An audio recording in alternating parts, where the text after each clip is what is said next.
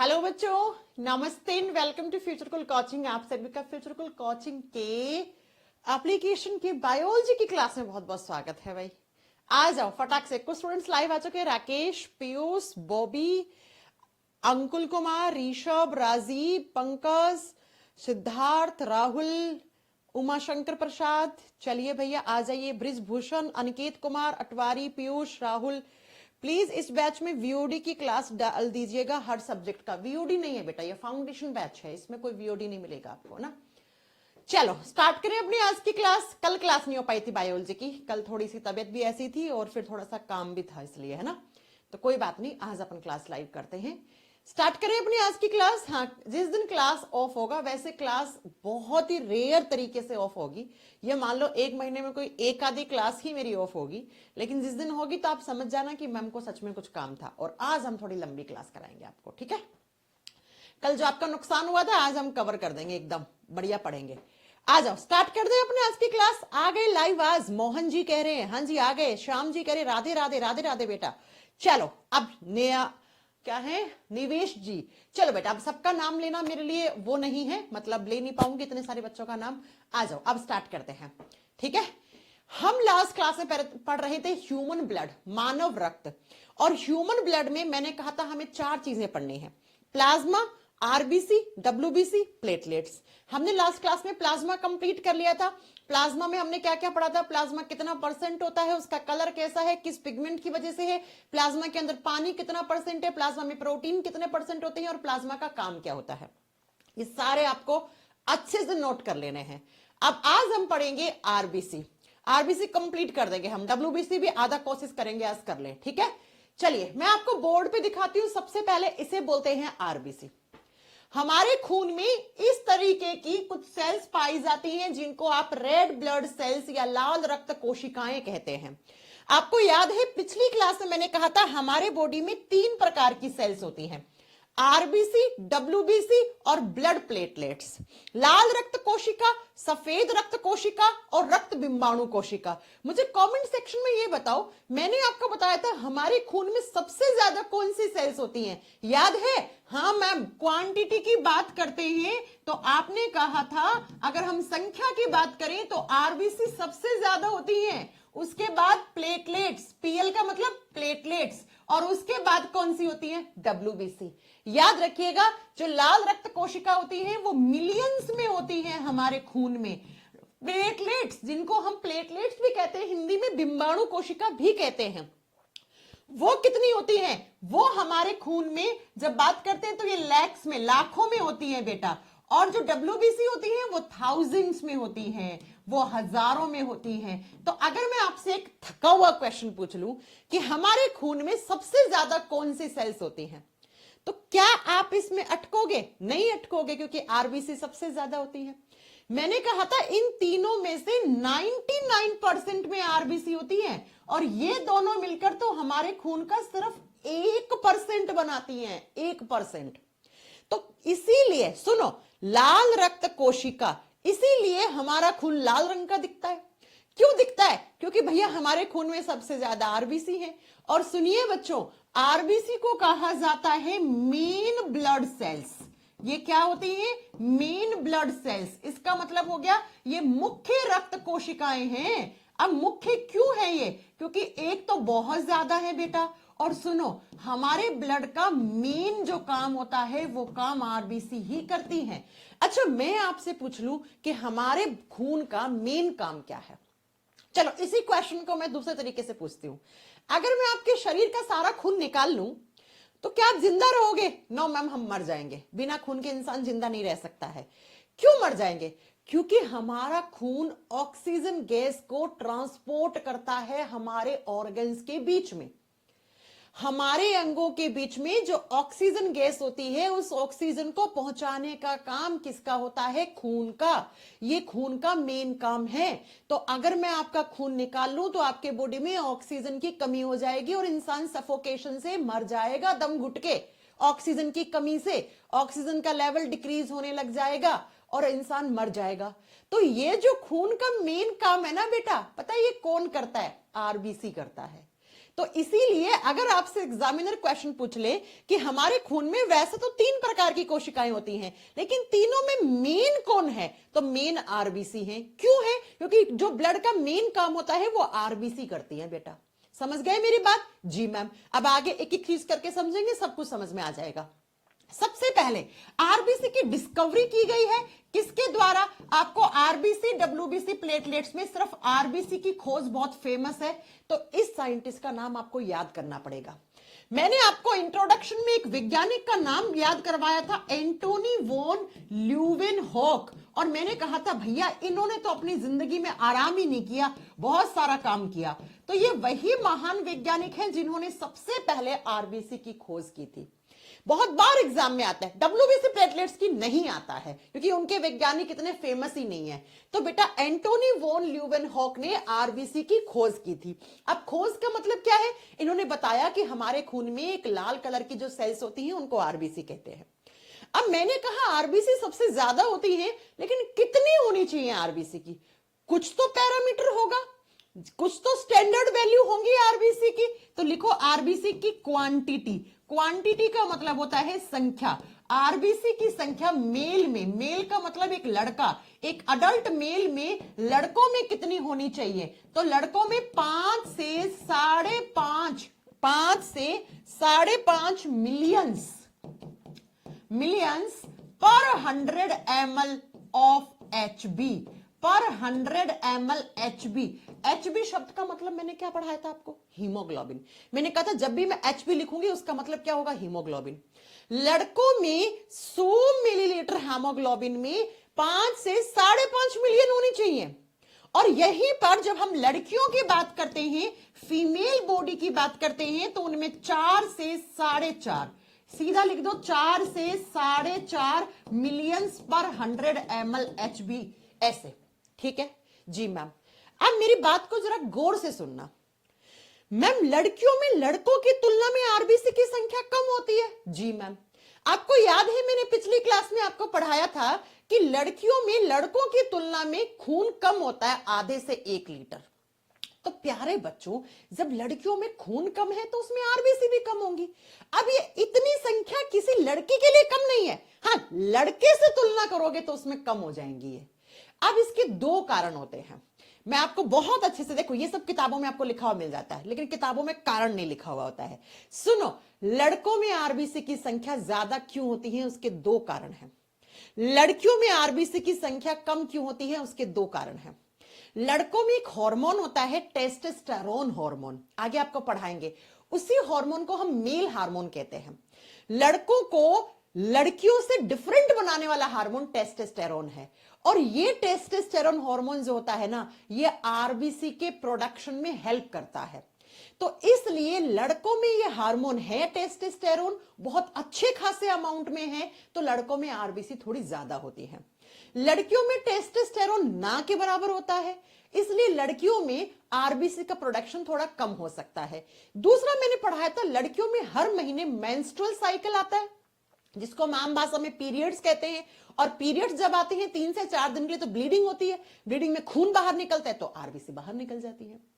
और लड़कों में ऐसा कोई मेंस्ट्रुअल साइकिल का प्रोसेस नहीं दिया है ना, इसलिए लड़का और लड़की में आरबीसी में डिफरेंस होता है क्वांटिटी में। लेकिन ये बात याद रखना, लड़कियों के लिए इतनी क्वांटिटी कम नहीं है, बस लड़कों के मुकाबले में कम है, बस ये याद रखना। ठीक है, अगली बात, मैम ये आरबीसी कहां से आई है? ये आरबीसी हमारे बॉडी में ही बनेंगी। अरे आरबीसी किसमें? खून में है।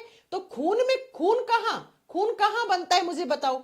तो मैं कितनी बार पढ़ाऊं आपको कि खून जो है वो हमारी हड्डियों के बीच में जो खोखला हिस्सा होता है वहां पे बनता है, और उस खोखले हिस्से को हम क्या बोलते हैं? उसको बोन मैरो कहते हैं। तो आरबीसी भी कहां बनी होंगी? बोन मैरो में बनती है, अस्थि मज्जा में बनती है। लास्ट क्लास में मैंने आपको इस बोन मैरो की फोटो दिखाई थी।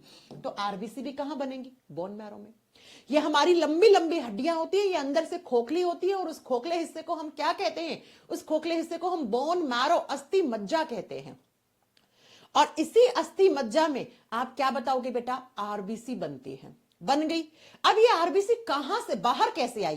तो बेटा ये जो हड्डियां होती है ना, आप सोच रहे होंगे कि मैम ये एक हड्डी है और इस हड्डी के अंदर के इस हिस्से को हम बोन मैरो कहते हैं, और इस बोन मैरो में क्या होता है? आरबीसी का निर्माण होता है। तो फिर ये आरबीसी बाहर कैसे आई मैम? सुनो, ये हड्डियों के ऊपर छोटे छोटे ऐसे पोर होते हैं, छेद होते हैं, और इन्हीं छेद से, बोन्स आर पोरस, पोरस का मतलब छिद्रित होती है हड्डियां, और इन्हीं छेद से ऐसे आरबीसी बाहर आ जाती हैं, आपका खून बाहर आ जाता है। तो आरबीसी बन गई कहां? बोन मैरो में। अब बच्चों मैं आपसे एक क्वेश्चन पूछना चाह रही हूं कि मैंने आपको लास्ट क्लास में पढ़ाया था कि जब कोई छोटा बच्चा मां के गर्भ में होता है उसको हम भ्रूण कहते हैं, और मैंने कहा था भ्रूण में खून कहां बनता है? एम्ब्रियो में ब्लड कहां बनता है? लीवर में। तो ये बताओ, जहां खून बनेगा वहीं तो क्या बनेगा? आरबीसी बनेगी। तो एक अडल्ट पर्सन, जब इंसान बड़ा हो जाता है तब तो उसकी आरबीसी कहां बनती है? बोन मैरो में। लेकिन जब छोटा बच्चा मां के गर्भ में होता है उस समय उसकी आरबीसी यानी एम्ब्रियो में आरबीसी कहां बनती है? तो इसको करके आना। अगर एग्जामिनर पूछ ले कि कोई एक भ्रूण है उसमें आरबीसी का निर्माण कहां होता है, तो उसके लीवर में, उसके यकृत में, उसके जिगर में होता है बेटा। फिर वो बच्चा बड़ा होगा, धीरे धीरे उसकी हड्डियां बड़ी होती जाएंगी, हड्डियां अंदर से खोखली रहेंगी, उनमें बोन मैरो लंबा हो जाएगा, तो वहां पे ब्लड का फॉर्मेशन हो जाएगा, वहां पे आरबीसी बन जाएंगी।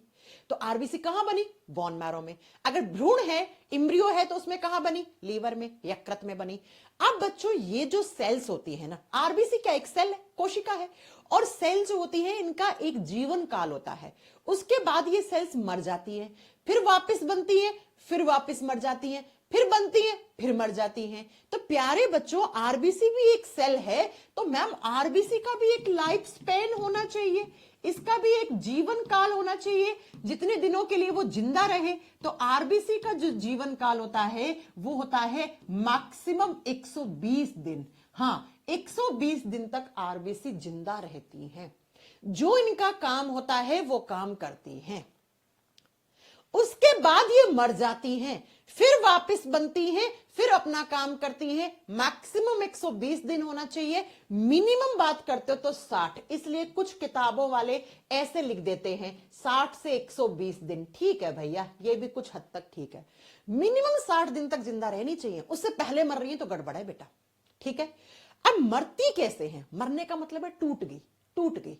तो एग्जामिनर पूछता है कि आरबीसी की डेथ या ब्रेकडाउन, डेथ या टूट गई है ना, मृत्यु कहां होती है? बहुत ध्यान से समझना।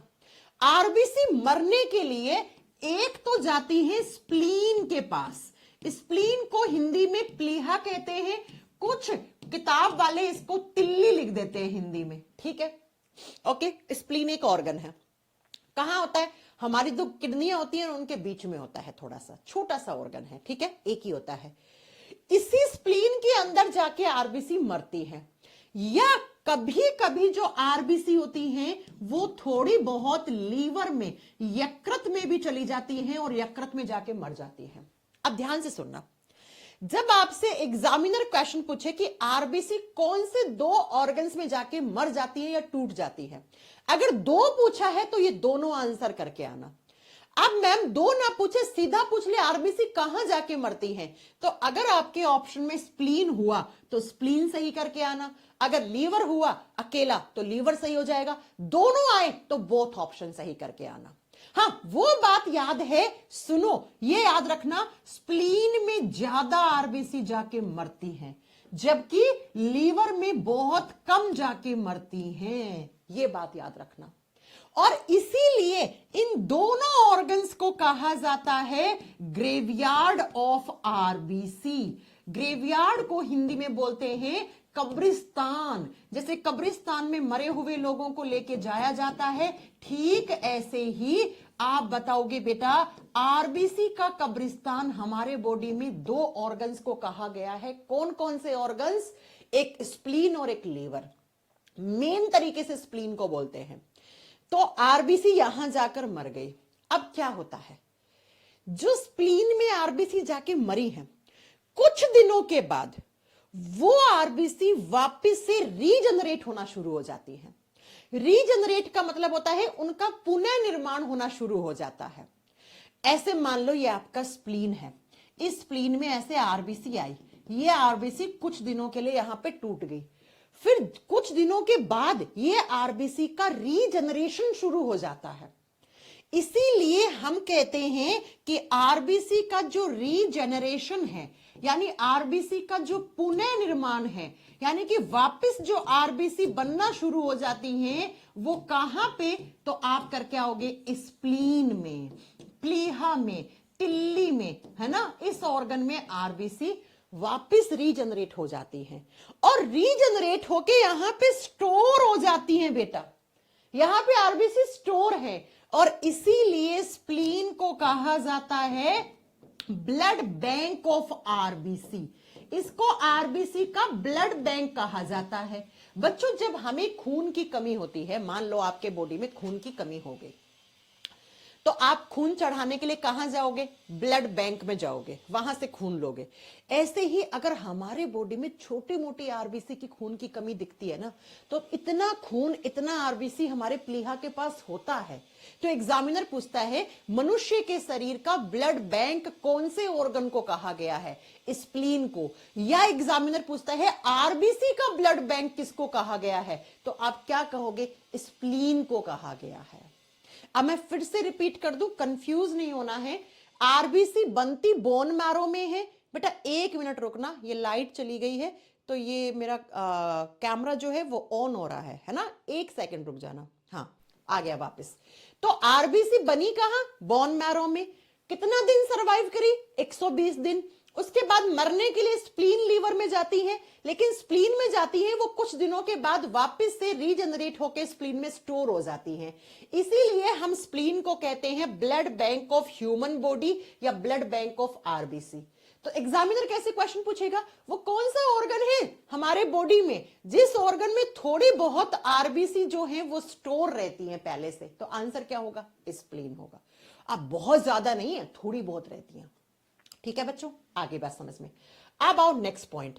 बच्चों, आरबीसी की फुल फॉर्म क्या है? Red blood cell. सेल, कोशिका। और आपने पढ़ा है कि जो सेल होती है उसके बीचों बीच क्या होता है? उसका न्यूक्लियस होता है, केंद्रक होता है। ऐसे ही आपने पढ़ा होगा सेल के अंदर एक क्या होता है? माइटोकॉन्ड्रिया होता है। लेकिन मैं आपको बता दूं, आरबीसी जो है उसके पास ना ही न्यूक्लियस है ना ही माइटोकॉन्ड्रिया है। और इसको स्टार करके लिख लेना, इतनी बार एग्जाम में आता है। लिखो nucleus and mitochondria. Nucleus and mitochondrion are absent in human RBC, are absent in mammals RBC या ह्यूमंस आरबीसी। हम मैमल्स तो हैं, मैमल्स आरबीसी। हिंदी में लिखो, स्तनधारियों की आरबीसी में, स्तनधारियों की आरबीसी में केंद्रक और माइटोकॉन्ड्रिया नहीं पाए जाते हैं। केंद्रक और माइटोकॉन्ड्रिया, जिसको हिंदी में कभी कभी सूत्रकणिका भी लिखा हुआ आता है, माइटोकॉन्ड्रिया नहीं पाए जाते हैं। बच्चों, जो हमारी आरबीसी होती है ना, उसके अंदर ना ही न्यूक्लियस होता है और ना ही माइटोकॉन्ड्रिया होता है। हम क्या हैं? हम मैमल्स हैं, हम स्तनधारी हैं। हमारी आरबीसी में ना न्यूक्लियस दिखेगा ना माइटोकॉन्ड्रिया दिखेगा।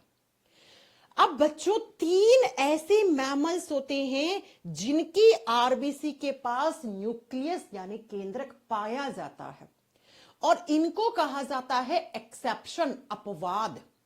अपवाद का मतलब क्या होता है? जिस पर कोई बात लागू ना हो, उसको हम एक्सेप्शन कहते हैं। तो बस एग्जामिनर यही से क्वेश्चन पूछता है। क्या पूछता है? सुनो, कहता है कि वो कौन कौन से मैमल्स हैं जिनके आरबीसी के अंदर न्यूक्लियस पाया जाता है, यानी वो कौन कौन से अपवाद हैं जिनकी आरबीसी पर न्यूक्लियस होगा। पहला है कैमल, दूसरा है लामा और तीसरा है जिराफ। बेटा, ये तीनों मैमल्स होते हैं, ये तीनों स्तनधारी होते हैं। ऊंट, लामा क्या होता है? छोटा ऊंट जो पहाड़ों पे सामान ढोने का काम आता है। पहाड़ों पे सामान ढो के ऐसा छोटा सा ऊंट जैसा होता है, उसको लामा कहते हैं। और जिराफ, इन तीनों की आरबीसी के ऊपर यानी आरबीसी के अंदर न्यूक्लियस पाया जाता है। तो एग्जाम में क्या क्वेश्चन आता है? एग्जाम में क्वेश्चन आता है कि भैया वो कौन कौन से मैमल्स है जिनकी आरबीसी के अंदर केंद्रक पाया जाता है, तो आप ऑप्शन में या तो ऊंट ढूंढेंगे या लामा ढूंढेंगे या जिराफ ढूंढेंगे, और इन तीनों में से आपको कोई ना कोई ऑप्शन मिल जाएगा। जबकि हमारी आरबीसी में ना न्यूक्लियस होता है ना माइटोकॉन्ड्रिया होता है, याद रखिएगा। कर लोगे याद? जी मैम। नेक्स्ट पॉइंट सुनो, आरबीसी का शेप कैसा होता है? मैम कैसी दिखती है आरबीसी? मैं आपको पहले फोटो दिखाती हूं, उससे समझना आप आरबीसी कैसा दिखता है। आरबीसी की जब शेप की बात करते हो तो बेटा जब ऐसे देखोगे आरबीसी को, सामने से देखोगे, तो ये ओवल शेप की दिखती है, अंडे के आकार की। ये लग नहीं रहा आपको अंडा जैसा? ये किसके जैसी दिखती है? ओवल शेप यानी अंडाकार की दिखती है। लेकिन बेटा ये आरबीसी का आप ऐसे क्रॉस सेक्शन देखोगे इस तरीके से, इसको और ज्यादा ऐसे दबा दो नीचे की तरफ, आरबीसी को ऐसे दबा दो, तो कुछ ये ऐसी दिखती है बेटा, ऐसी। और इसी को आप क्या बोलते हो? बाइकॉनकेव शेप बोलते हो, द्विअवतलाकार बोलते हो।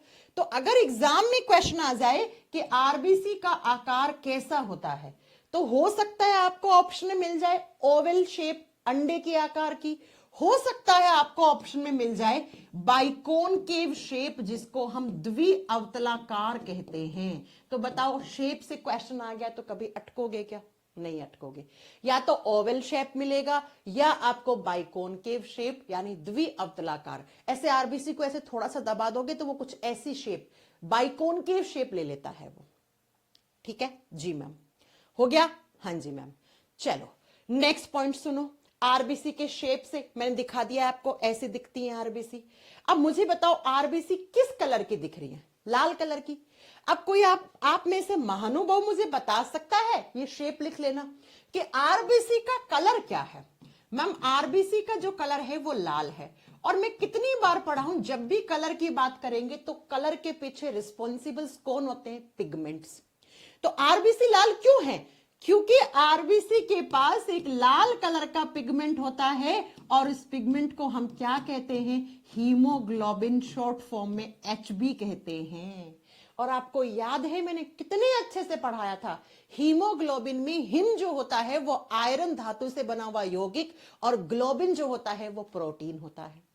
तो मैं या तो ये कह दूं हमारा खून लाल आरबीसी की वजह से है, या मैं ये कह दूं कि आरबीसी जो है वो लाल हीमोग्लोबिन की वजह से है, या मैं ये कह दूं कि खून में हीमोग्लोबिन लाल रंग वाला पिगमेंट है। ये सारी बातें एक ही हैं भैया। खून में सबसे ज्यादा आरबीसी है तो खून लाल दिखेगा, और खून लाल किसकी वजह से? हीमोग्लोबिन। और हीमोग्लोबिन किसके पास है? आरबीसी के पास। तो अगर एग्जाम में क्वेश्चन आ जाए कि आरबीसी का कलर लाल किसकी वजह से है, तो क्या करके आओगे? आरबीसी के पास हीमोग्लोबिन है, और इसी हीमोग्लोबिन की वजह से आरबीसी जो है वो लाल रंग की होती है बेटा। हो गया पॉइंट क्लियर? जी मैम हो गया। जब आप हमारी आरबीसी की साइज की बात करोगे कि कितना होता है साइज, तो 6 से 8 माइक्रोमीटर के डायमीटर की होती है ये। हालांकि ये आप ना भी याद करोगे तब भी चल जाएगा, लेकिन करना है तो लिख दो कि 6 से 8 माइक्रोमीटर डायमीटर की होती है आपकी। ये डायमीटर बताया मैंने आपको किसका? आरबीसी का। ठीक है जी मैम। अब मेरी बात को बहुत ध्यान से समझना। हमारे खून में 3 प्रकार की सेल्स हैं, आरबीसी, डब्ल्यूबीसी, प्लेटलेट्स हैं। ठीक है, इन तीनों में डब्ल्यूबीसी का साइज बड़ा होता है, और जो प्लेटलेट्स और आरबीसी होती है ना वो छोटी होती है। तो आरबीसी जो होती हैं उनका साइज आप याद रखना, ये स्मॉल होती हैं। स्मॉल का मतलब क्या है? ये छोटी होती है बच्चों, ये छोटी होती है। ठीक है, तीनों में देखोगे तो आरबीसी आपको छोटी दिखेंगे, आरबीसी छोटे आकार की दिखेंगे। हाँ जी मैम। तो आरबीसी स्मॉल है, 6 से 8 माइक्रोमीटर की होती है। डब्ल्यूबीसी सबसे बड़ी होती है, हाँ डिस्क जैसी दिखती है। अरे तो भैया राहुल तुम यहां सुनो, ये डिस्क नहीं लग रहा आपको? अरे कभी आप खेलने जाते तो वो डिस्क नहीं, तो ऐसे थ्रो करते हो, वो ऐसी तो होती है डिस्क, उसके जैसी है। हाँ कुछ किताब वाले लिख देते हैं बेटा, राहुल कह रहे मैम किसी किताब में डिस्क जैसा आकार लिखा है। अरे भैया एक ही बात है, वो डिस्क जैसी तो है दिखने में, ऐसी डिस्क जैसी, पेड़े जैसी, अंडे जैसी, आप ऐसे सारे अलग अलग किताब वाले छाप देते हैं इस चीज को, ठीक है। लेकिन आपकी एनसीईआरटी में साफ साफ दिया हुआ है कि आरबीसी को जब क्रॉस सेक्शन करते हैं या ऐसे दबा के देखते हैं तो बेटा वो बाइकॉनकेव शेप की, वो द्वि अवतलाकार की दिखती है। तो आपको बाइकॉनकेव शब्द तो याद रखना ही रखना है। कर लोगे जी मैम। अब आ जाओ, मैंने कहा कि जो आरबीसी होती है उसका आकार क्या है, 6 से 8 माइक्रोमीटर। अब बच्चों जहां जहां खून होगा वहां आरबीसी होगा। खून तो गधे में भी है, खून तो कबूतर में भी है, खून तो हाथी में भी है, इसका मतलब हाथी में भी आरबीसी है, इसका मतलब हिरण में भी आरबीसी है, सांप को मारते हैं तो उसमें भी खून निकलता है, सांप में भी आरबीसी है। जी हाँ, सब में है। तो मैं आपको 4 पॉइंट लिखवा रही हूं नोट डाल के, जो एग्जाम में सीधा क्वेश्चन बनता है। क्या बनता है? सबसे पहला एग्जामिनर पूछता है कि इस संसार में सबसे बड़ी आरबीसी किसकी है, मतलब शेप साइज में सबसे छोटी आरबीसी किसकी है। फिर पूछेगा जो मैमल्स होते हैं, स्तनधारी होते हैं, उनमें सबसे बड़ी आरबीसी किसकी और सबसे छोटी आरबीसी किसकी है।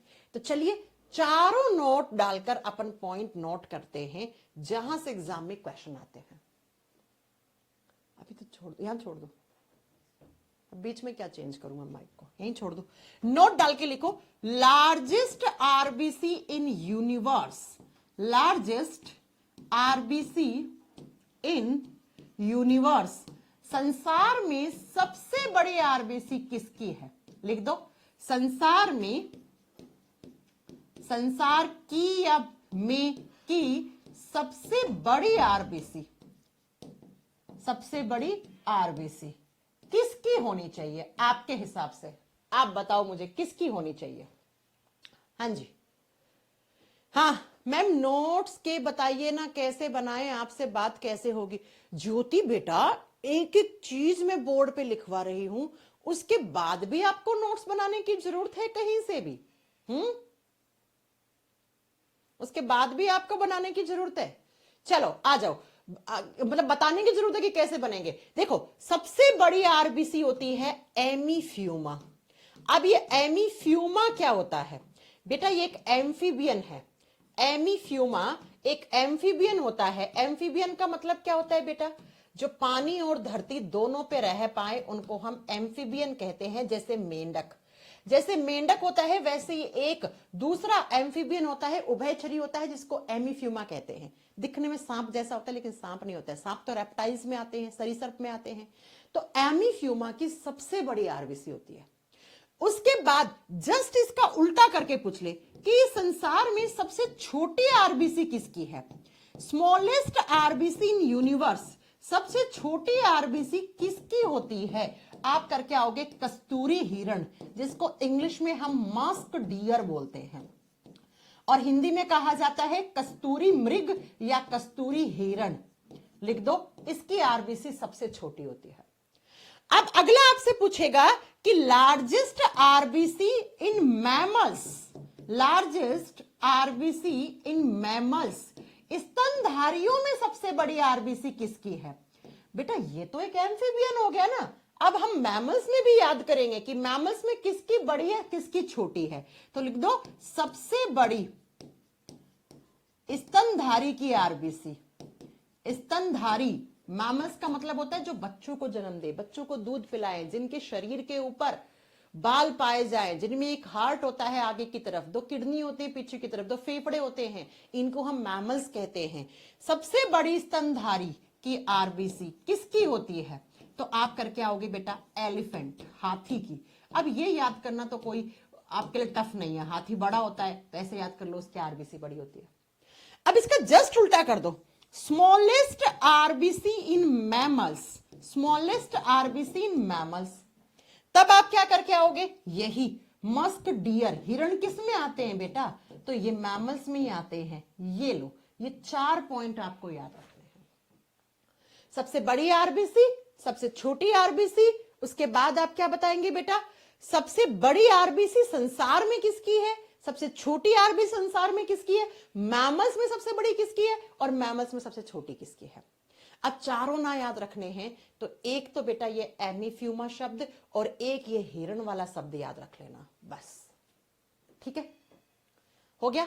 तो आरबीसी क्या होती हैं, कैसी दिखती हैं, कहां बनती हैं, कहां मरती हैं, कितने दिन जिंदा रहती हैं, आरबीसी कैसे कलर की होती हैं, आरबीसी के पास हीमोग्लोबिन होता है, इतनी बात समझ में आ गई? जी मैम। आरबीसी का शेप कैसा है, साइज कैसा है, इतनी बात समझ में आ गई? हाँ जी मैम। कहां होती है आरबीसी? खून में। जब आप अपने ब्लड की रिपोर्ट निकालते हो, सीबीसी करवाते हो, सीबीसी में आपकी लिखी भी आती है इतनी आरबीसी है, इतनी होनी चाहिए। ठीक है? हाँ जी मैम। कभी देखना अपनी रिपोर्ट सीबीसी की, जब आप बीमार होते हैं तो डॉक्टर सबसे पहला टेस्ट क्या करता है ब्लड का? सीबीसी करता है ना? अब बात ये आती है मैम, आखिर ये आरबीसी करती क्या है हमारे खून में? बस यहां से जो मैं आपको काम पढ़ाऊंगी वो काम बहुत बार एग्जाम में आता है। लिखिए, फंक्शन ऑफ आरबीसी। क्या काम करती है आरबीसी? खून में है इतनी सारी तो कुछ तो काम होगा। हाँ जी मैम, बहुत अच्छा काम करती है। क्या काम करती है आरबीसी? बस इसको समझने की कोशिश करो, बना बाद में लेना, ठीक है? पहले समझो। आरबीसी का काम होता है ट्रांसपोर्टेशन ऑफ गैसेस, गैसों का संवहन। अब कौन कौन सी गैस का? तो आपको लिखना है आरबीसी का काम होता है transportation of oxygen and CO2। ये हमारे बॉडी में ऑक्सीजन और CO2 का संवहन करते हैं, ट्रांसपोर्ट करते हैं। अब ट्रांसपोर्ट का मतलब क्या होता है वो सुनो बच्चों। मेरे ब्रेन को भी ऑक्सीजन चाहिए, मेरे किडनी को भी ऑक्सीजन चाहिए, मेरे फेफड़ों को भी ऑक्सीजन चाहिए, मेरे हार्ट को भी ऑक्सीजन चाहिए। ऐसा हमारे शरीर में कोई ऑर्गन है या ऐसी कोई सेल है, ऐसी कोई कोशिका है जिसको ऑक्सीजन नहीं चाहिए? नहीं मैम, हमारे शरीर के हर एक किनारे पे ऑक्सीजन की जरूरत होती है। जी हाँ। अब ये ऑक्सीजन आती कहां से है वो समझने की कोशिश करो। मैंने सांस लिया, जोर से लिया, मैंने क्या लिया? हवा ली, एयर ली। इस एयर में 21% लगभग ऑक्सीजन है जी, तो वो मेरे बॉडी में गया। अब हवा कहां से? नाक से। नाक से होते हुए गले में श्वास नली होती है, उसमें जाती है। श्वास नली, फेफड़ों में हवा छोड़ दी। अब फेफड़ों में क्या होता है समझने की कोशिश करना। फेफड़ों में होता है खून। जी हाँ, हमारे लंग्स में खून होता है, ब्लड होता है। अब ब्लड में क्या है? ब्लड में आरबीसी है। भाई खून है, वहां पे आरबीसी होगा कि नहीं होगा? होगा मैम। आरबीसी का लाल रंग किसकी वजह से है? हीमोग्लोबिन की वजह से। तो मैं ये कह सकती हूं कि आरबीसी के पास हीमोग्लोबिन है। हाँ मैम, कह दो, कह दो, कोई गड़बड़ नहीं है जी। तो अब क्या होता है, जैसे ही फेफड़ों में हवा आती है, उस हवा में से सिर्फ और सिर्फ ये हीमोग्लोबिन अपने साथ जोड़ लेता है किसको? ऑक्सीजन गैस को। और बाकी हवा में जितनी भी सारी गैसेस आई थी, वो सारी गैसेस जब आप सांस छोड़ते हो तो वो बाहर चली जाती हैं। सिर्फ हमारे खून में हीमोग्लोबिन के साथ कौन जुड़ा? तो आप क्या बताओगे? हीमोग्लोबिन के साथ ऑक्सीजन जुड़ा, ऑक्सीजन जुड़ा। आई मेरी बात समझ में? और ये हीमोग्लोबिन ऑक्सीजन को जोड़कर हमारे सारे ऑर्गन्स के पास ये छोड़ के आ जाता है ऑक्सीजन।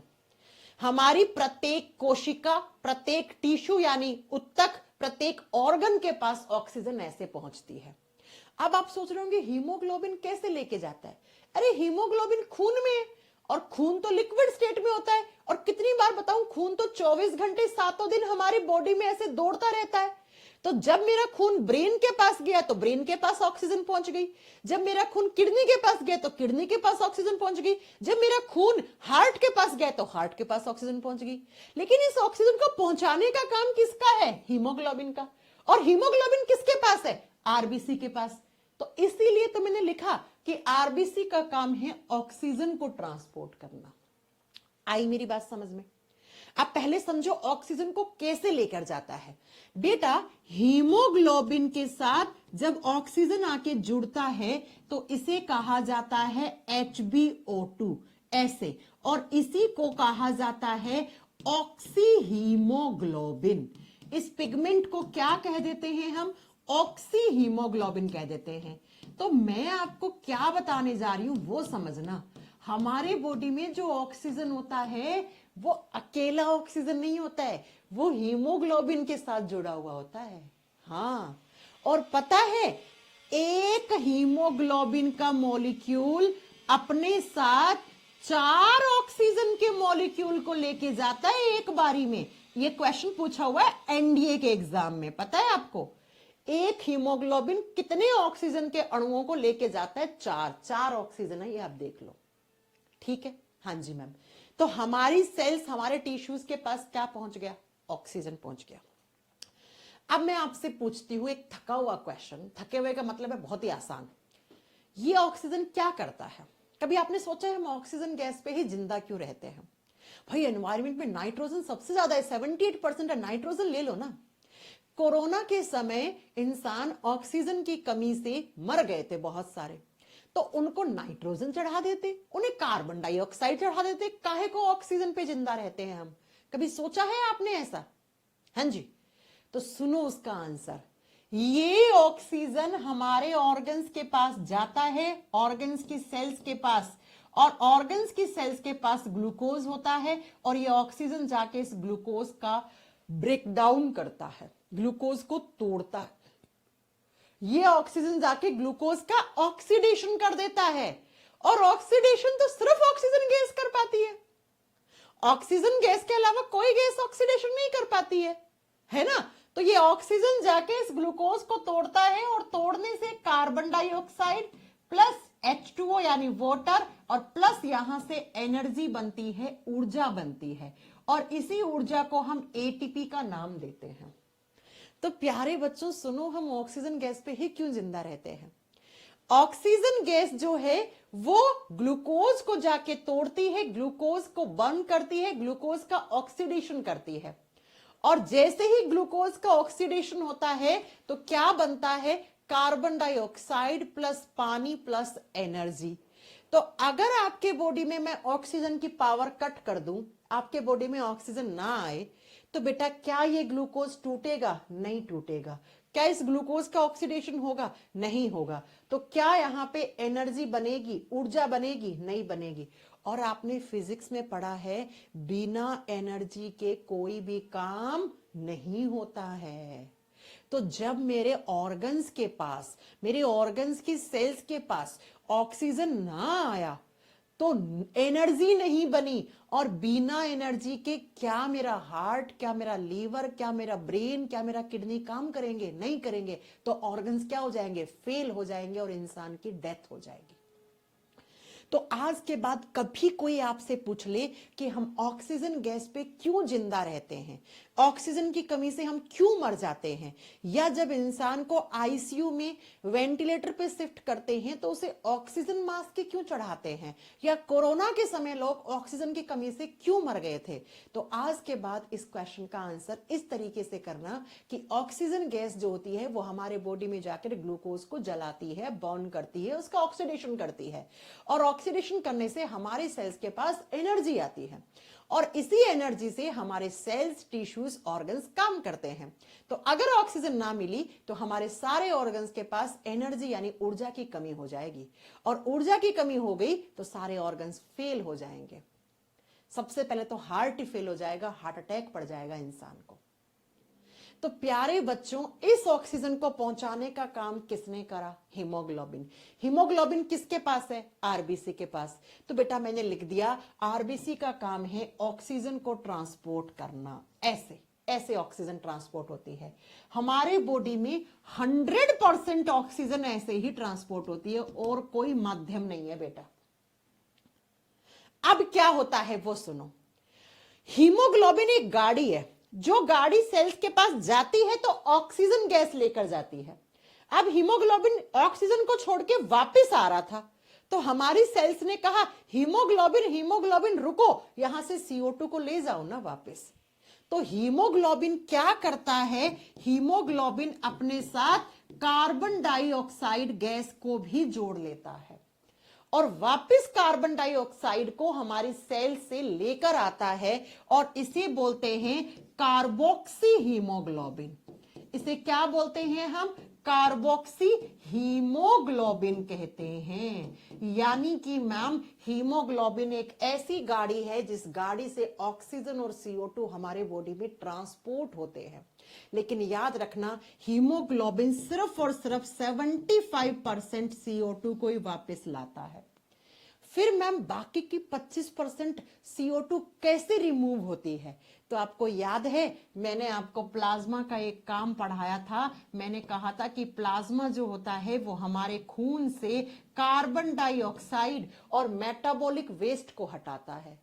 तो 75% CO2 हीमोग्लोबिन ट्रांसपोर्ट करता है, बाकी का 25% प्लाज्मा और आयंस के थ्रू हट जाता है। आयंस के थ्रू। अब ये आयंस के थ्रू कैसे हटता है वो सुनो बेटा। देखो CO2 को हमारे बॉडी में पानी होता है, हाँ जी मैम, कितना परसेंट? 68 से 70% हमारे बॉडी में वाटर ही वाटर होता है। तो बाकी का कार्बन डाइऑक्साइड पानी से अभिक्रिया कर लेता है, और जैसे ही CO2 H2 रिएक्ट करते हैं तो H2CO3 बनता है। इसे कार्बोनिक एसिड कहते हैं। बाद में ये कार्बोनिक एसिड में H+CO3 नेगेटिव आयंस में टूट जाता है, तो ये आयंस बन गए बेटा। तो मैं क्या समझाना चाह रही हूं सुनो, लास्टली बता रही हूं, इसके बाद नहीं बताऊंगी। क्या कि आरबीसी जो होती है वो ऑक्सीजन और CO2 गैस को ट्रांसपोर्ट करती है। किसकी सहायता से? हीमोग्लोबिन की सहायता से।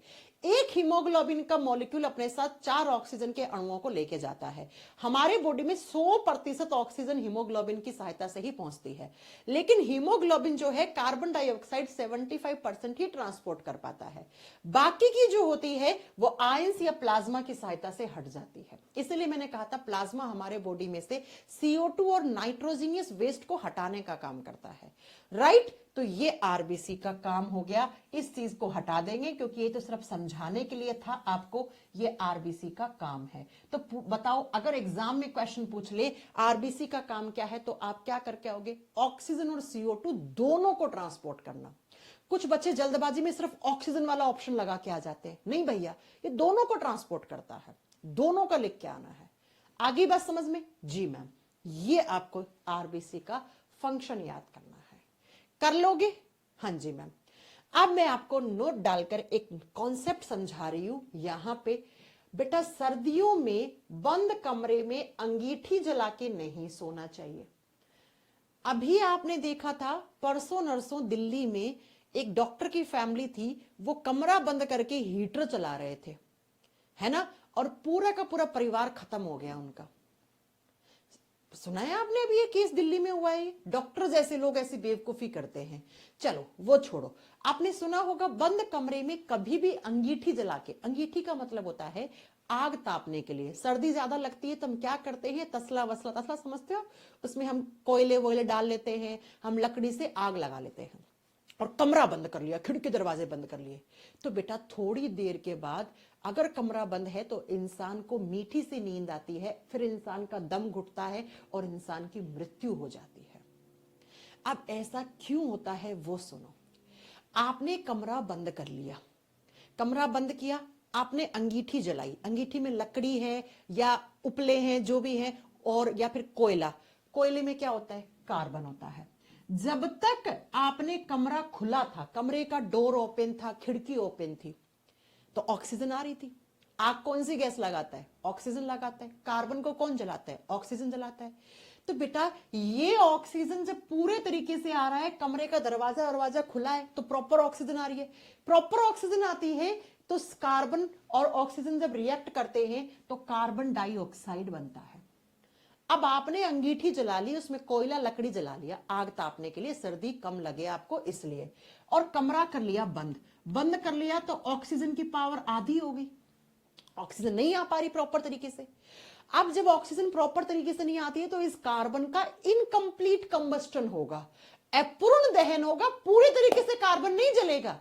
और पूरे तरीके से कार्बन नहीं जलेगा तो यहां से गैस बनेगी CO, और CO को कहा जाता है कार्बन मोनोऑक्साइड।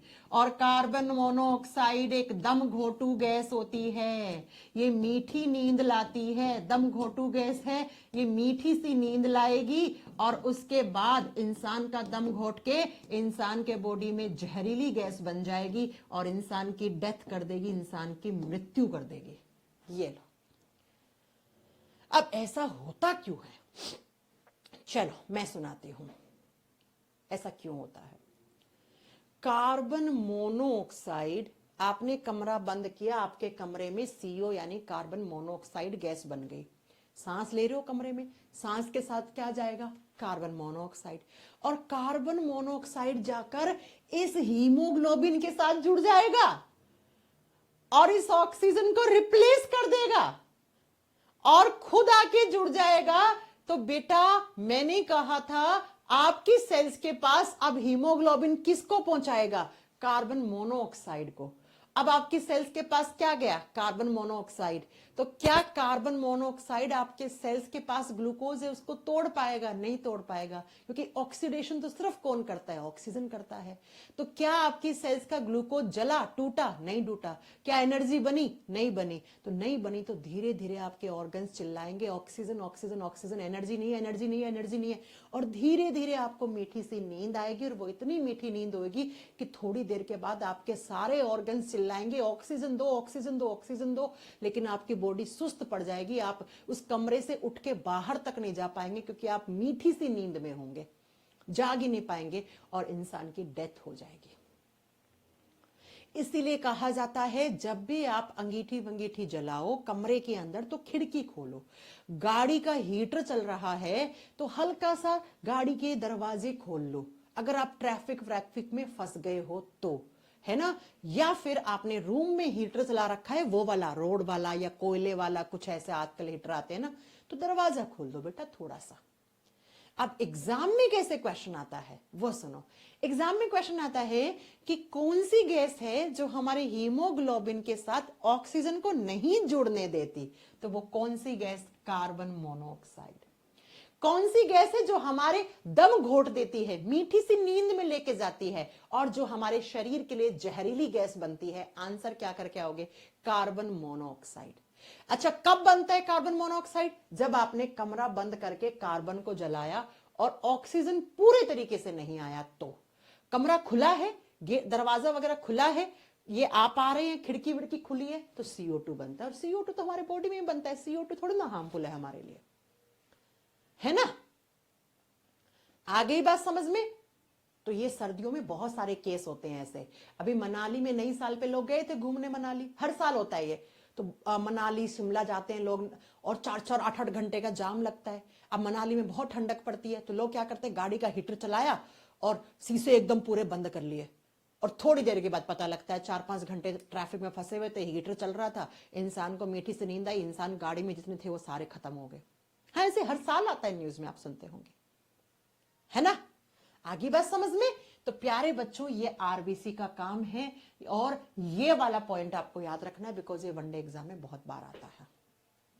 आरबीसी का काम समझ में आया? दोनों गैस को ट्रांसपोर्ट करना। अकेला ऑक्सीजन मत करके आना कभी भी एग्जाम में, सारे ऑप्शन अच्छे से पढ़ना, नहीं तो आके बोलोगे अरे मैम आते आते क्वेश्चन गलत हो गया। ठीक है, आ जाओ। ये आपको आरबीसी का फंक्शन समझ में आ गया।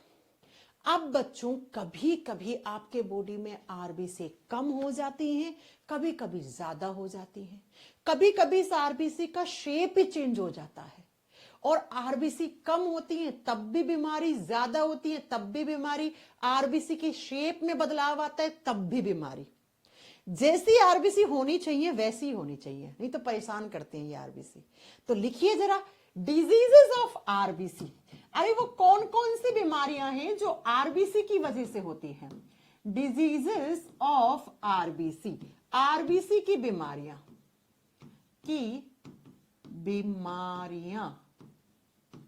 कौन कौन सी बीमारी होगी आरबीसी की वजह से? सबसे पहला, मान लो आपके बॉडी में आरबीसी डिक्रीज हो गई, आरबीसी की संख्या में कमी आ गई। अरे जितनी आरबीसी होनी चाहिए थी मैम ने लिखवाया उससे कम आ गई। तो आरबीसी तो ब्लड की मेन सेल्स है, तो आरबीसी की कमी मतलब खून की कमी, और खून की कमी को क्या बोलते हैं इंग्लिश में? अनीमिया। तो आरबीसी की कमी से इंसान को अनीमिया हो जाएगा। डॉक्टर बोलेगा भैया खून चढ़ाना पड़ेगा। अनीमिया को हिंदी में रक्ताल्पता भी कहा जाता है या अनीमिया ही लिखा हुआ आता है। खून चढ़ाओ भैया जिंदा रहना है तो, ठीक है। अब आरबीसी जितनी मैंने लिखवाई थी उससे बहुत ज्यादा इंक्रीज हो गई। अरे भैया बहुत ज्यादा भी नहीं आनी चाहिए, आरबीसी बढ़ गई इतनी ज्यादा। मैंने कहा आनी चाहिए थी 4 से 5 मिलियन, मान लो आ गई 20 मिलियन, तो इतनी भी तो नहीं आनी चाहिए ना।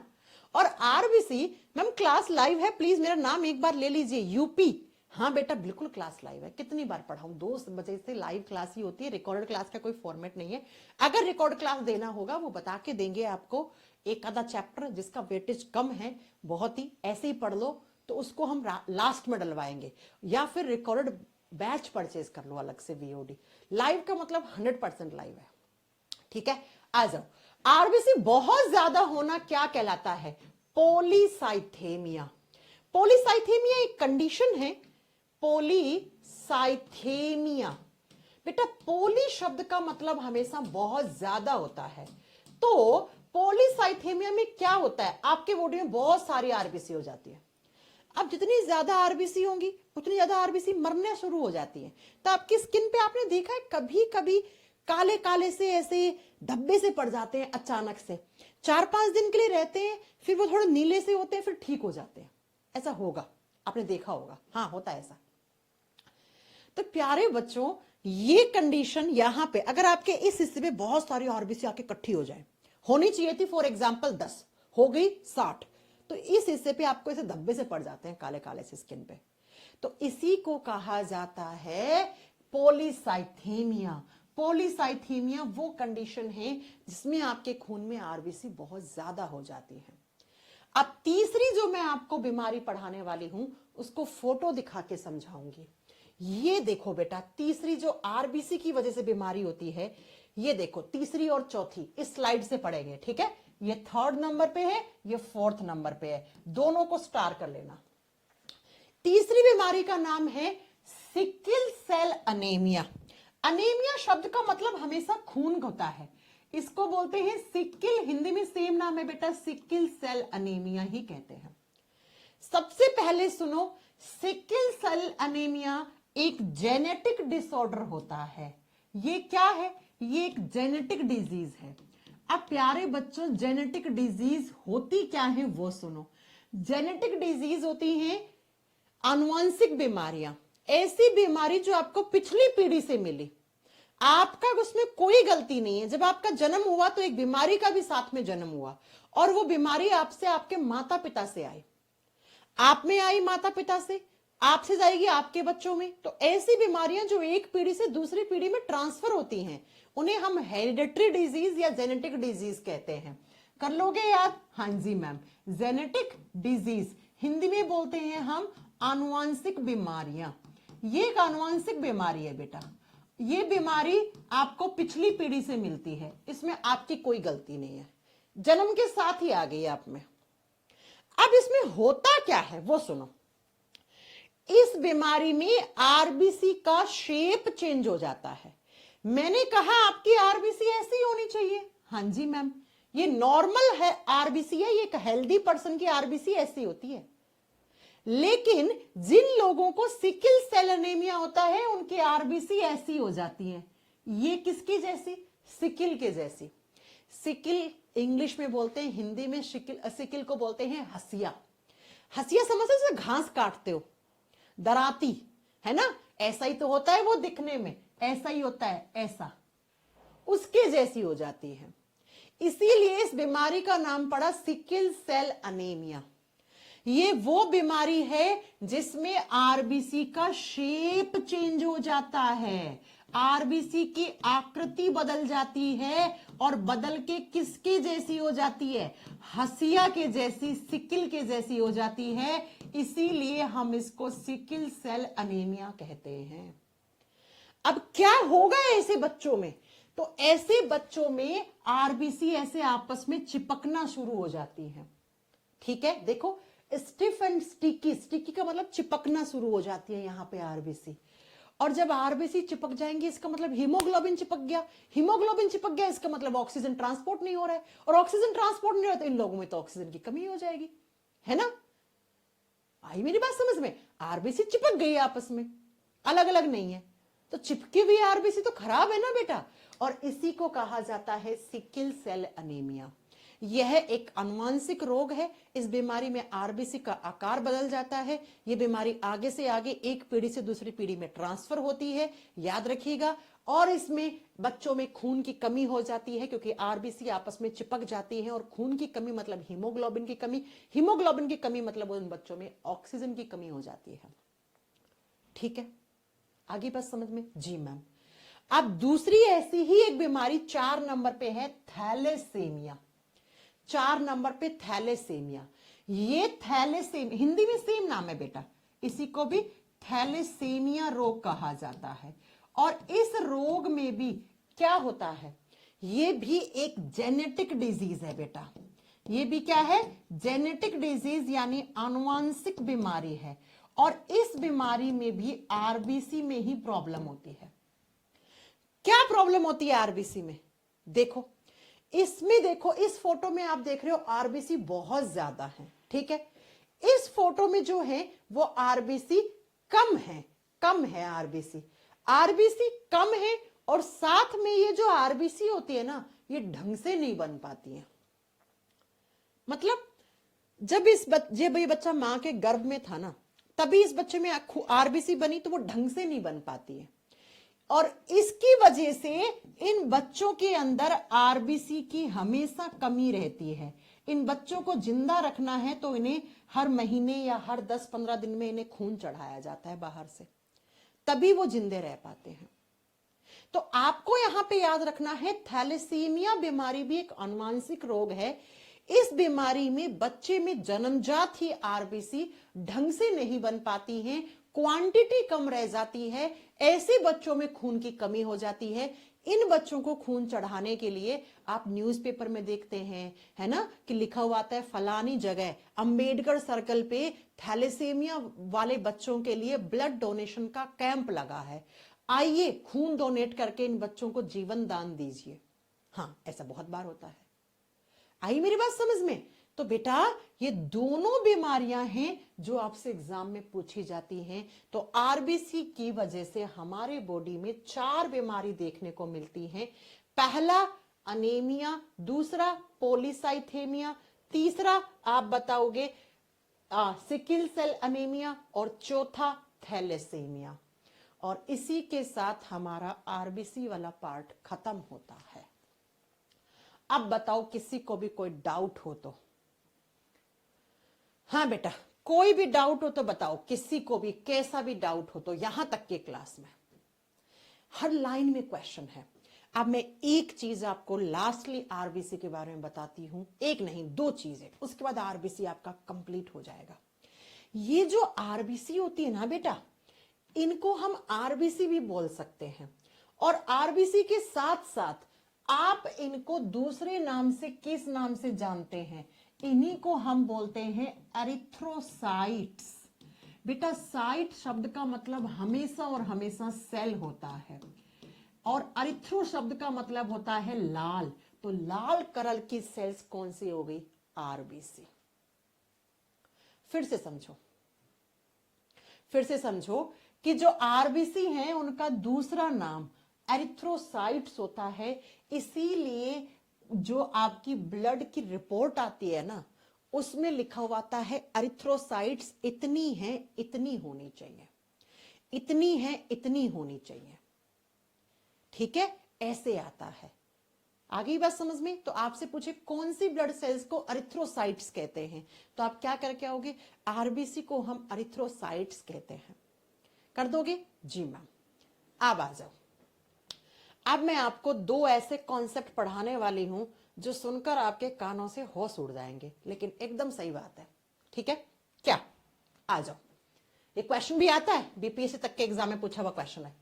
देखो बेटा, जब आप पहाड़ पे चढ़ते हो, पहाड़ या हिल्स एरिया में ऊपर चढ़ते हो, ध्यान से समझना, हिल्स का मतलब यहां पे पहाड़ है। जब आप पहाड़ पे हाइट पे जाते हो, और ऊंचे गए, ऐसे और ऊंचे गए, और ऊंचे गए, चढ़ते गए, चढ़ते गए, तो जब आप पहाड़ पे चढ़ते हो तो आपके बॉडी में आरबीसी की संख्या बढ़ जाती है। आरबीसी 5 से 8% बढ़ जाती है। हाँ, इसीलिए आप देखो शिमला, मनाली, कश्मीर के लोगों को देखना, जो लोग पहाड़ों पे रहते हैं, उनके गाल बहुत ज्यादा लाल होते हैं, टमाटर जैसे, ऐसा लगेगा यहां से खून ही निकल आएगा, अभी देखेंगे तो, है ना? ऐसा होता है ना। और बेटा ऐसा क्यों होता है? क्योंकि वो तो बचपन से ही पहाड़ पे रहे हैं, तो बचपन से उनके बॉडी में हमसे ज्यादा आरबीसी होते हैं। तो मैं आपको क्या बताना चाह रही हूँ, नोट्स में सेम चीज लिखी हुई है, आप पढ़ लेना, कि जो लोग पहाड़ पे चढ़ते हैं, हिल्स एरिया पे, जैसे जैसे आप हाइट पे जाते हो वैसे वैसे हमारे बॉडी में 5 से 8% आरबीसी का प्रोडक्शन बढ़ जाता है, बढ़ जाता है। अब ऐसा क्यों होता है, इसके पीछे की स्टोरी सुनो बेटा। जैसे जैसे आप हाइट पे चढ़ रहे हो, तो हाइट पे जा रहे हो तो ऊपर एटीएम कम हो जाता है। एटीएम क्या होता है? एटमॉस्फेरिक प्रेशर कम हो जाता है, वायुमंडलीय दाब कम हो जाता है, और कम होने की वजह से ऑक्सीजन का अमाउंट डिक्रीज हो जाता है। और क्या बिना ऑक्सीजन के आप ज्यादा हाइट पे जिंदा रह जाओगे? नहीं रह पाओगे, है ना। तो क्या होता है, आपके बॉडी को सिग्नल मिल जाता है कि ये इंसान तो और हाइट पे जा रहा है, और हाइट पे जा रहा है। एक ऐसा समय आ सकता है कि भैया बॉडी में ऑक्सीजन की कमी हो जाए, और ऑक्सीजन को ले जाने का काम किसका है? हीमोग्लोबिन का। हीमोग्लोबिन किसके पास है? आरबीसी का। तो आपका ब्रेन सिग्नल देता है क्या, कि भैया अब तो एक समय ऐसा आ सकता है कि बॉडी में ऑक्सीजन की कमी हो जाए, तो क्यों ना आरबीसी का प्रोडक्शन बढ़ा लिया जाए। जितनी ज्यादा आरबीसी उतना ज्यादा ऑक्सीजन कैप्चर हो जाएगा, है ना। तो 5 से 8% आरबीसी इसलिए बढ़ जाता है ताकि बॉडी में ऑक्सीजन की कमी ना हो। अब ये कैसे बढ़ता है, वहां से क्वेश्चन आएगा। हमारा ब्रेन किडनी को, किडनी का मतलब क्या होता है? गुर्दे। गुर्दे को सिग्नल देता है कि ये इंसान तो और हाइट पे जा रहा है। तो किडनी, तुम एक काम करो, तुम एक प्रोटीन बनाओ। कौन सा प्रोटीन? Erythropoietin protein. स्टार कर लेना इसे। एरिथ्रोपोइटीन नाम का एक प्रोटीन होता है। ये क्या है? इसको कभी कभी केमिकल भी कहते हैं, इसे प्रोटीन भी कहते हैं, ठीक है। तो ये प्रोटीन आपका गुर्दा बनाता है, और यही एरिथ्रोप्रोटीन जो है वो आरबीसी का फॉर्मेशन इंक्रीज करवा देता है बोन मैरो में। ये आरबीसी का प्रोडक्शन बढ़ा देता है। बस मैं ये आपको बताना चाह रही थी। क्वेश्चन कैसे आएगा? जब हम पहाड़ों पे जाते हैं तो हमारे बॉडी में कौन सी ब्लड सेल्स की मात्रा बढ़ जाती है? आरबीसी। कितना परसेंट? 5 से 8%। उसको बढ़ाने वाला प्रोटीन कौन सा है? एरिथ्रोपोइटीन। एरिथ्रोपोइटीन कौन बनाता है? गुर्दा बनाता है। बस इतनी बात आप याद रखना। और आज के बाद जब भी कभी पहाड़ पे जाओ और पहाड़ी लोगों को देखो, उनके गाल लाल क्यों दिखते हैं? क्योंकि उन लोगों में हमारे मुकाबले में 8 से 10% आरबीसी ज्यादा है। उनमें हमारे मुकाबले में खून ज्यादा रहता है। पहाड़ी लोगों में खून की कमी ना के बराबर होती है बेटा, ठीक है। आई बात समझ में? तो इसी के साथ आपका आरबीसी वाला कॉन्सेप्ट पूरा खत्म। अब हम नेक्स्ट क्लास, आज फ्राइडे है और मैंने कहा है सैटरडे संडे में कोई भी क्लास नहीं होगी, ठीक है बच्चों। अब डायरेक्ट आपकी मंडे क्लास होगी। ये फाउंडेशन बैच है। फाउंडेशन में स्लो स्लो पढ़ो, लेकिन ऐसा पढ़ो कि उसके बाद आपको पढ़ना ना पड़े। 4 महीने लगेंगे सिलेबस खत्म करवाने, 4 महीना तो लगेगा ही लगेगा बेटा, ठीक है। आरबीसी से अब आप किसी भी किताब से आरबीसी उठा लो, किसी भी एग्जाम की पीवाईक्यू लगा लो, मैं दावे के साथ कह सकती हूं एक क्वेश्चन आपका गलत नहीं होगा। हो जाए तो आके अपनी मैम से पूछ लेना। आप मैम से पूछ लेना कि मैम ये क्वेश्चन आपने आरबीसी में नहीं करवाया। हो ही नहीं सकता है बेटा, सारे क्वेश्चंस लगा के आओगे आप। और जिन बच्चों का एएलपी, टेक्नीशियन, जेई का एग्जाम है, उन लोगों के लिए मैंने आप लोगों के लिए प्रैक्टिस बैच लॉन्च कर दिया है एप्लीकेशन पर। आप देख सकते हो बेटा, है ना।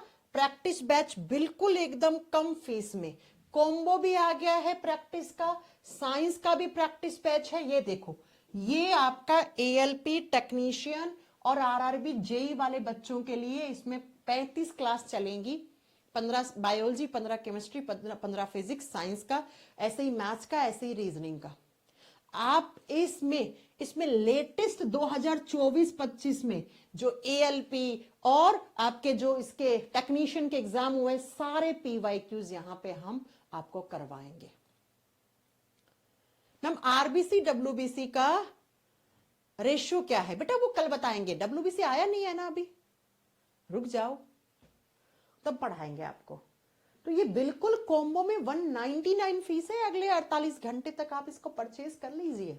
ठीक है बेटा, प्रैक्टिस के लिए आप ये ले लो। मैं तो कह रही हूं अगर आप एएलपी टेक्नीशियन के लिए नहीं भी तैयारी कर रहे हैं, ये इस साल नहीं दे रहे हैं, आप ग्रुप डी के लिए देना चाह रहे हैं, आप एनटीपीसी का एग्जाम देंगे या आप 2027 में इनमें से कोई एग्जाम देंगे, तो बेटा प्रैक्टिस तो करनी पड़ेगी ना एक बार। तो आप, क्योंकि इनमें हम सारे लेटेस्ट के पीवाईक्यूज डिस्कस करेंगे, तो आपको पता लगेगा रेलवे का पैटर्न कैसा है क्वेश्चन पूछने का। ठीक है, ओके बच्चों, तो ये आपकी पीएनजी डेली आपको मिल ही रही है, कोई प्रॉब्लम नहीं है पीएनजी वीएनजी में मिलने में, है ना। टेस्ट सीरीज आपको रेलवे की सारी दिलवाई दी है, रेलवे में सारे एग्जाम की, एनटीपीसी की, एएलपी की, ग्रुप डी की, आरपीएफ एसआई की, आरआरबी टेक्नीशियन की, जेई की, सब टेस्ट सीरीज है हमारे पास। टेस्ट सीरीज के कॉलम में जाकर देखो, आप टेस्ट सीरीज टेस्ट लगाओ, मॉक टेस्ट लगाओ, है ना। और एक्सरसाइज वाले कॉलम में जब चैप्टर खत्म हो जाएगा तो आपको चैप्टर वाइज क्वेश्चंस भी मिलेंगे एक्सरसाइज के फॉर्म में, है ना। टेक्नीशियन ग्रेड 3 हो जाएगा, 100% हो जाएगा, 100%। ठीक है,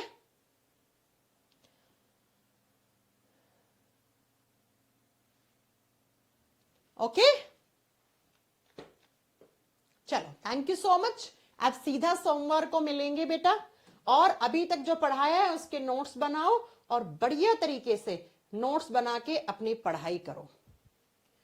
एक बार अच्छे से पढ़ लो, उसके बाद आपको साइंस नहीं पढ़ना पड़ेगा।